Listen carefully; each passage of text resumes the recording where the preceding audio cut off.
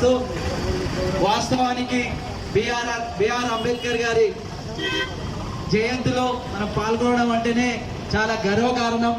ఈరోజు ఈ దేశంలో అణగారిన వర్గాలు ఎస్సీ ఎస్టీ బీసీ అందరికీ కూడా ఒక హక్కు కల్పించిందంటే వరంగల్ జిల్లాలో ఇది ఒకటే అధికారికంగా చేయాలి. మీరు పెద్ద డివిజన్ 4-5 డివిజన్ గుర్తుంటుంది, ఘనంగా చేయాలి తమ్మి అని చెప్పి ఆనాడు గవర్నమెంట్ దీన్ని జయంతో చేయడానికి కాచిబుగ్గ జంక్షన్ లో ఉన్నటువంటి అంబేద్కర్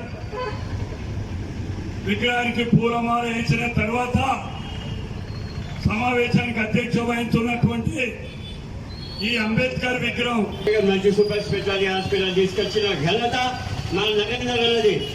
వరంగల్ కలెక్టర్ ఆఫీస్ తీసుకొచ్చిందంటే మన నరేంద్ర ఎంతో మంది అడ్డగోలు పడ్డారు, కానీ నరేంద్ర ఇంకా జరగకుండా వరంగల్ కలెక్టర్ ఆఫీస్ రావాలి. ఇక్కడ దళిత కాలనీ ఉన్నది, గరీబుల కాలనీ ఉన్నది.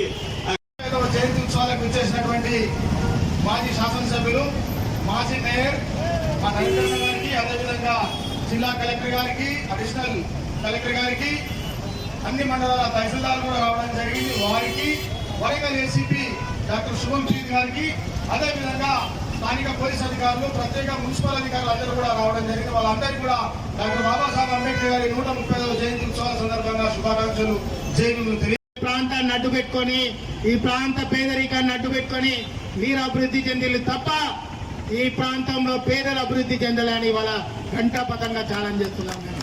కాబట్టి మేము ఒకటే చెప్తున్నాం, మీరు తన్నుకుంటారా గుద్దుకుంటారా, ఏదైనా క్రికెట్ గ్రౌండ్ లో పోయి తన్నుకోలు, కానీ మా మధ్యలోకి వస్తే మిమ్మల్ని లాగలు నలిపినట్టు నలుపుతామని కూడా ప్రజా సంక్షేమం కోరాలి, మీరు ప్రజల మేలు కోరాలి.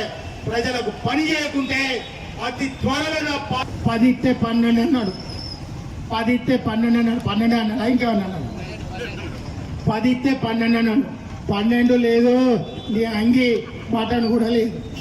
మరి ఎందుకురా బాయ్ ఇవన్నీ పేకు ముచ్చట్లన్నీ కూడా, అట్లాంటి అపాసు మాటలు భూకల్పితాలన్నీ కూడా చెప్పి ఈరోజు ఇక్కడ అబద్ధాలు చెప్పి దళితుల ఓట్లు వేసుకున్నారు. అందుకే జరిగేది చెప్పాలి. ఈ ప్రాంతానికి నేను మళ్ళీ చేతులెత్తి దండం పెడుతున్నా, చరిత్రను అవగాహన చేసుకోండి, మీరు ముందుకు నడవండి, మిమ్మల్ని నడిపించే బాధ్యత నాది. సరైన నాయకుని ఎన్నుకోండి, సరైన ఆలోచన చేయండి అని కూడా బిఆర్ అంబేద్కర్ గారి సాక్షిగా ఈ రోజు నేను మీ అందరికీ కూడా సూచన చేస్తున్నాను. జై భీమ్.